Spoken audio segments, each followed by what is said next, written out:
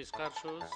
Soranganımız parlamentten жаңы жылга чейин бюджетти кабыл алып бүтүрүп берип коюңуздар деп. Азыр экинчи окууда режиминде окуп атабыз. Үчүнчү окууга чейин болгон суроолорго жооп берүүгө биз даярбыз.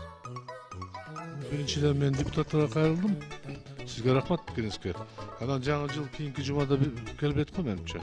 Депутаттар башкы прокуратурада иштеш үчүн жакшы костюм, жакшы рубашка, жакшы туфли болсо, жогорку кеңеште иштей берсе болот экен. Башка нерсени билиштин кереги жок экен. Жанакы мен цифрадагы жана Ширшовдун шопуру каякта барбы могу жерде, министр? Саламатсызбы? Талантбек Орскулович эмгек өргүүдө эле мен анын орун басары болом, Шаршенова Индира.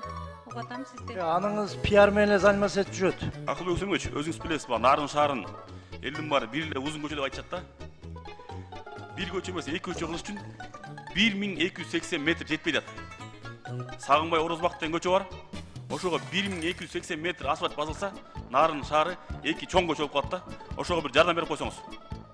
Оштогу аэропортко көңүл бурбай атабыз. Анын жетекчилиги билесиз, ал жерде коррупцияны жаза берип, булар боюнча айтсаң дагы суракка чакырасыңар.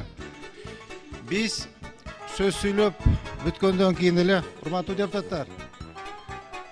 депутаттар, залда тынчтыкты сактасаңыздар, кесиптешибиз сүйлөп атканда сый мамиледе угайлуу.